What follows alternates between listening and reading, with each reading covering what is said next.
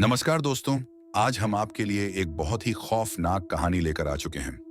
And guys, एक important बात इस वीडियो में, मैं आपको सारे एविडेंस और प्रूफ भी बताऊंगा जो भी उस शिप में हुए थे। जो भी घटनाएं हैं वो एकदम सच्ची घटनाएं हैं। सो गाय, ये जो कहानी है ना, ये साल 1930 में बनी द शिप क्वीन मैरी की है, जो कि साल 1930 से 1960 तक बहुत सारे लोगों को इसने सर्विस दिया, बहुत सारे लोगों को ट्रेवल करवाया, जिसमें से बहुत सारे फेमस फेमस लोग भी थे। जैसे कि इंग्लैंड के प्राइम मिनिस्टर उस वक्त के विंस्टन चर्चिल, वो भी इससे ट्रेवल किया करते थे। लेकिन गाइस, इसके साथ साथ इसने एक बहुत अलग ही जगह पे अपना नाम बना लिया था, for being the most hunted ship. So guys, उसी चीज के बारे में हम बात करेंगे। आज यहाँ पे एक बंदा हुआ करता था जिसका नाम था मैथ्यू एंड। उसने यहाँ पे ऐसी ऐसी घटनाओं का सामना किया है जो शायद से वो कभी जिंदगी भर तक भुला नहीं पाएगा। और वो क्यों नहीं भुला पाएगा उसके बारे में अभी आपको आगे पता चलेगा। अब ये वीडियो शुरू करने से पहले ऐसे ही और horror, mysterious and historical videos देखने के लिए सब्सक्राइब कर दीजिए। इस चैनल को एंड गाइस प्लीज कर दीजिए, क्योंकि मैंने देखा हूं, according to my YouTube zero, कहानी शुरू होती है। बाय द वे गाइस, ये जो क्वीन मैरी शिप है अभी टोटली रिटायर हो चुके हैं। मैं आपको पहले ही बता दे रहा हूं, ये सिर्फ अभी एक म्यूजियम है कैलिफोर्निया में। एंड ये बस हाल ही में ये सब कुछ हुआ है कि इसे म्यूजियम बनाया गया। एंड यहाँ पे अभी टूरिस्ट आते हैं वगैरह वगैरह, तो इसके मेंटेनेंस के लिए वहाँ पे बहुत सारे लोगों को हायर किया गया था। तब से यहाँ पे बहुत सारे स्टाफ भी रहते हैं। एंड उन्हीं में से एक स्टाफ मेंबर था जिसका नाम था मैथ्यू। एंड मैथ्यू वहाँ पे आया था, उसको बस अभी कुछ ही समय हुआ था।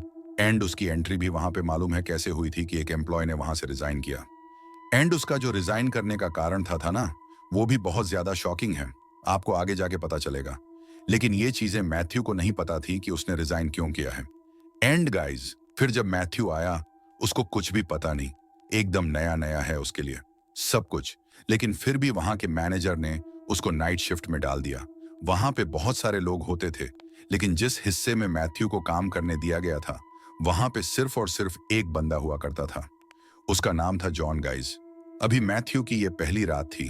मैथ्यू और जॉन अभी मेंटेनेंस रूम में खड़े होकर वहां पे काम कर रहे थे। लेकिन मैथ्यू को ना ऐसा बार बार लग रहा था कि उसकी फीट के पीछे से कोई तो उसको घौर रहा है, बार बार घौर रहा है।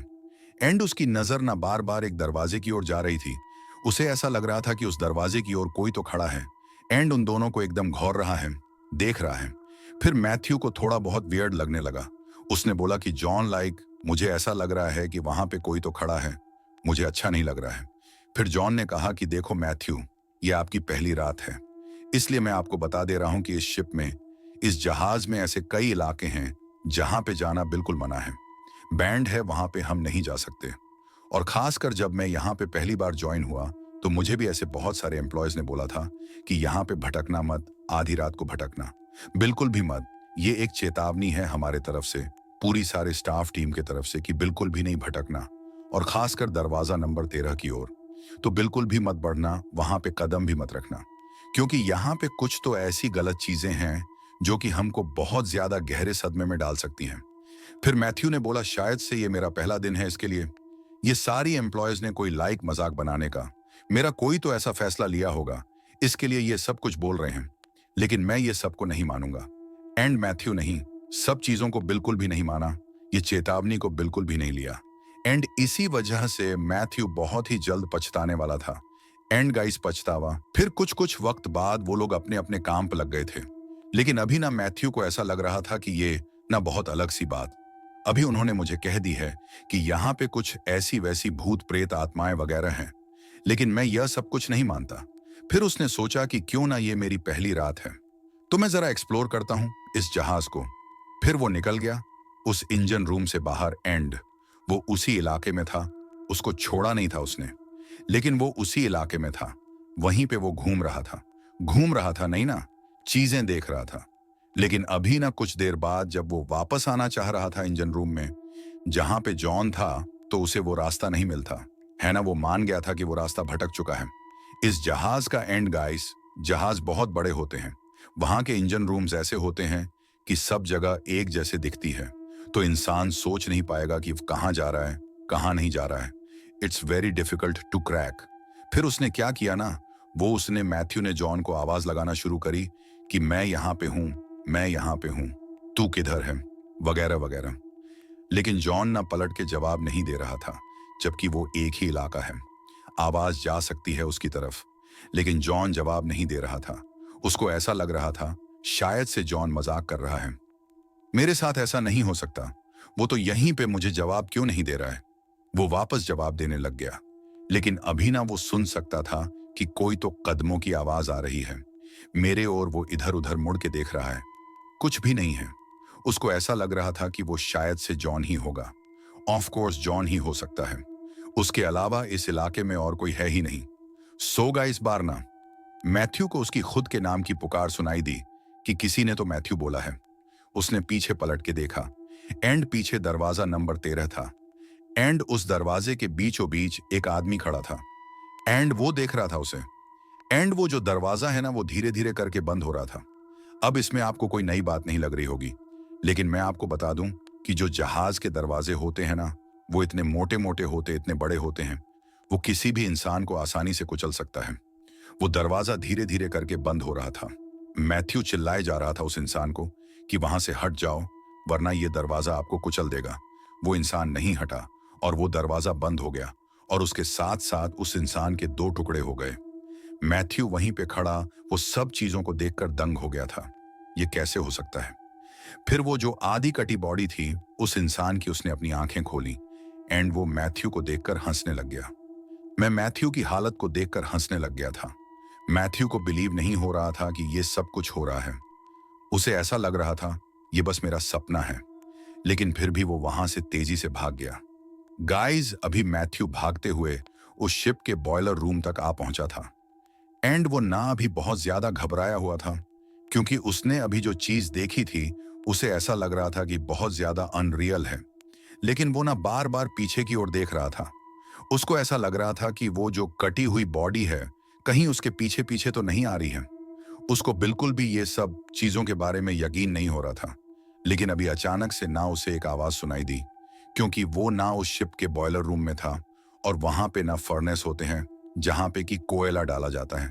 शिप को आगे बढ़ाने के लिए, पावर देने के लिए शिप को वहां पे कोयला डाला जाता है आग में। एंड उसे आवाज आ रही है कि शायद से फर्नेस में कोई तो कोयला डाल रहा है। उसको ना अभी बहुत ज्यादा अलग सा लग रहा था, क्योंकि उसने बोला अब ये शिप तो अभी बंद हो चुकी है, रिटायर हो चुकी है, एक ही जगह पे खड़ी है, ये पानी पर म्यूजियम है, ये बस। तो इस वक्त फर्नेस में कोई कोयला कैसे डाल सकता है? वो फिर थोड़ा नजदीक गया उस फर्नेस के, उससे देखा दूर से कि हाँ, यहाँ पे एक आदमी खड़ा है और वो कोयला डाल रहा है फर्नेस में।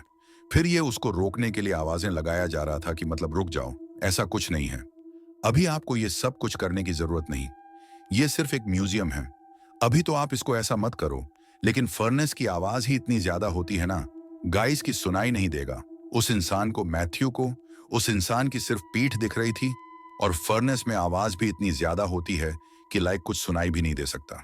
फिर मैथ्यू ने क्या किया, वो उसके नजदीक गया और उसके कंधे पर थोड़ा टैप किया, एंड उसको बोले कि इसको रोक दो। फिर वो इंसान जैसे ही मैथ्यू की ओर पलटा, मैथ्यू ने देखा कि उस इंसान का शक्ल पूरी तरीके से बिगड़ा हुआ था, जल चुका था। उसके गाल, उसके होंठ, सब चीजें पिघल चुके थे, सब चीजें जल गया था। फिर जल्दी से जल्दी मैथ्यू ने उसको धक्का दिया, एंड वो धक्का देने के कारण वो इंसान जो था, शायद से वो इंसान था या नहीं था, आई डोंट नो, लेकिन वो फर्नेस में गिर गया और मैथ्यू वहां से भाग निकला। इन दोनों ही चीजों को देखने के बाद मैथ्यू को एक बात बहुत अच्छे से पता चल चुकी थी कि यहाँ पे शिप के स्टाफ मेंबर्स के अलावा, यहाँ पे वर्कर्स के अलावा भी कुछ लोग हैं जो यहाँ पे रहते हैं, हमारे आसपास ही रहते हैं। बस वो जो भी है जिंदा नहीं है, इंसान नहीं है, प्रेत आत्माएं हैं। एंड अब हमें उसी अंदाज में दिख रहे हैं जिस अंदाज में उनको उनकी मौत मिली थी, उसी तरीके से हम उनको देख पाते हैं, जैसे कि ये दोनों ही तरीके हमने देखे। और अभी इस वक्त वो घबरा घबरा के शिप के ऊपर वाले माले पे आ चुका था। जैसे ही वो बाहर निकला था, शिप के वो आसपास देख सकता था कि चारों ओर सिर्फ और सिर्फ समुंदर है, आसपास कुछ भी नहीं दिख रहा है, सिर्फ और सिर्फ काला कोहरा, समुंदर एंड गाय। अभी ना मैथ्यू थोड़ा सा स्विमिंग पूल साइड में आ गया था, एंड स्विमिंग पूल के साइड में उसने देखा कि एकदम दूर एक औरत बैठी हुई है, लाइक स्विमिंग के कॉस्ट्यूम में बैठी हुई है, स्विमिंग पूल के पास में। तो उसको देख के उसको थोड़ी सी राहत मिली कि चलो यहाँ पे कोई तो इंसान है, मेरे अलावा भी चलो है यहाँ पे कोई। तो फिर जैसे ही मैथ्यू ने उसको देखा था ना, वो जो औरत थी वो भी अभी मैथ्यू के करीब आ रही थी। मैथ्यू उस औरत को अभी कुछ भी बोले, उससे पहले उस औरत ने ही बोल दिया कि क्या आप मेंटेनेंस से हो, क्या आप यहाँ पे काम करने आए हो। फिर मैथ्यू ने बोला हाँ। फिर उसने बोला ठीक है, फिर जल्दी करो, यहाँ पे स्विमिंग पूल में एक वायर घुस गया है, एंड उसको आप निकाल दो, क्योंकि उसके बिना मैं पुल में जाऊंगी ही नहीं। नहीं, फिर उसने बोला ठीक है, मैं निकाल देता हूँ, कोई दिक्कत नहीं। फिर उस वक्त ना वो उधर बस हाथ डालने ही वाला था। वो बस सोच रहा था कि मैं डालूं या ना डालूं, क्योंकि वो उसी लायक दिमाग में उसके वो सब चल रहा था, क्योंकि जस्ट अभी अभी उसने एक बहुत बुरा सदमा झेला है। वो जैसे ही हाथ डालने वाला था, उसके जो दूसरे दो कलीग्स थे उनकी आवाज आई उसको पीछे से, एंड वो चिल्ला रहे थे उसका नाम। फिर वो रुक गया।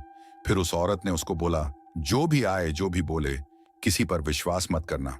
आप वो बोलेंगे आपको कि मैं जिंदा नहीं हूं, लेकिन मैं जिंदा हूं। मैं उनकी बातें नहीं मानती। मैं मरी नहीं हूं, बिल्कुल भी नहीं मरी हूं। मैं जिंदा हूं, मैं जिंदा रहना चाहती हूं। मैं कोई आत्मा नहीं हूं। फिर मैथ्यू और भी ज्यादा रुक गया, पूरी तरीके से सहम चुका था वो। उसने अपने दोस्तों की तरफ देखा, फिर उसने वापस से उस औरत की तरफ देखा, तो वहां पे कोई औरत थी ही नहीं। सिर्फ और सिर्फ उसके कदमों के जो निशान थे, गीले गीले कदमों के निशान उस स्विमिंग पूल की तरफ जा रहे थे। उसने बस वो देखा, एंड वो सुन पड़ चुका था। एंड उसी वक्त उसको जॉन की भी आवाज सुनाई दी, गाइस। फिर मैथ्यू जॉन के करीब गया, एंड उसने बोला भाई अभी अभी ये सारी चीजें मेरे साथ हो रही हैं। फिर जॉन ने बोला भाई रुक जा, वैसे मेरे साथ भी यही सब कुछ हो रहा है, क्योंकि अभी जस्ट 10 मिनट पहले मेरे साथ कोई तो एक बहुत ही गलत हादसा हुआ है। फिर जॉन ने बोला कि मैं उसी अपने इंजन रूम में था, एंड उस वक्त एक आदमी आया मेरे को बुलाने के लिए, एंड उसने कहा कि ऊपर पार्टी चल रही है, एंड ऊपर तुम्हारी कुछ तो मदद लग रही है, उन्होंने बुलाया है तुमको, ऊपर चलो। फिर जॉन ने बोला ठीक है साहब, मैं आता हूं। जॉन गया ऊपर, एंड जब वो सीढ़ियों से ऊपर जा रहा था तो फिर उसने बोला कि मैं बहुत अच्छे से सुन सकता था कि ऊपर पार्टी हो रही है, गाने की आवाज आ रही है, लोग नाच रहे हैं, गा रहे हैं। एंड जैसे ही मैं ऊपर पहुंचा, एंड मैंने दरवाजे खोले तो अंदर सिर्फ और सिर्फ अंधेरा था और कुछ भी नहीं। अंदर कोई भी नहीं था। वो जो आदमी मुझे बुलाने आया था वो भी नहीं था वहां पे। ये सब कुछ क्या हो रहा है दोनों के साथ? ऐसे हादसे होने के बाद वो लोग बहुत ही ज्यादा घबरा गए थे। उन्होंने सोचा कि अभी हमें बाकी लोगों को ये वाली बात बतानी चाहिए। बाकी स्टाफ मेंबर्स को, उन्होंने स्टाफ मेंबर्स को ये सारी बातें बताई, तो वो लोग भी कुछ रिस्पॉन्ड नहीं किए, बस उन दोनों को उस जहाज से नीचे उतार दिए। एंड गाइस, अगर उन दोनों के अलावा कोई और भी होता तो उन्हें भी ये सेम चीजें ही महसूस होती, सेम चीजें ही करनी पड़ती। लेकिन गाइस, ये सारी चीजें क्यों हो रही हैं? उसके पीछे एक बहुत ही अजीब सा इतिहास है, खौफनाक इतिहास। सो गाइस, 1930 में क्वीन मैरी एक कमर्शियल शिप हुआ करती थी, लेकिन वो होने के बावजूद जो ब्रिटिश सरकार थी उस समय इंग्लैंड में, उन्होंने ये तय कर लिया था कि इस क्वीन मैरी शिप को हम लोग वर्ल्ड वॉर टी में भेजेंगे। वॉर के दौरान इसको यूज करने के लिए भी बहुत ज्यादा काम में लाया गया था। उस वक्त इसको एक बहुत ही अलग सा नाम दिया गया था। इस शिप को नाम दिया गया था the grey ghost guys. Grey ghost में 15,000 से सिपाहियों से भी ज्यादा लोगों को ट्रेवल कराया जाता था वॉर के दौरान, ले अलग अलग कंट्रीज में जाकर लड़ने के लिए वर्ल्ड वॉर टीट का सिनेरियो। तो आपको पता ही होगा एंड गाइस, उसके साथ साथ जब भी कोई सिपाही अगर मरता था किसी और देश में, तो उनको भी इसी शिप में लाया जाता था। एंड इतना ही नहीं, यहाँ पे इस शिप के वजह से बहुत बार ऐसा हुआ है कि जो दूसरी छोटी मोटी शिप्स होती थी उसको भी कुचला जाता था, क्योंकि समुद्र में भी बहुत ज्यादा लड़ाइयां होती थी वर्ल्ड वॉर 2 के दौरान। सो गाइस, एक बात एकदम सिंपल सी है कि इस शिप ने बहुत सारी चीजें देखी हैं, बहुत सारी चीजें फेस करी है, यहाँ पे बहुत सारे लोगों की मौत हुई है। सो गाइस, इस शिप में सिर्फ उन्हीं सिपाहियों की आत्मा नहीं है जो यहाँ पे मरे थे, बहुत सारे अलग लोगों की भी यहाँ पे आत्माएं हैं, क्योंकि इसके बहुत अलग अलग किस्से हैं। सबसे पहला किस्सा है दरवाजा नंबर 13 का। उस जमाने में हैरी नाम का एक एम्प्लॉय हुआ करता था, एक स्टाफ मेंबर हुआ करता था उस शिप में।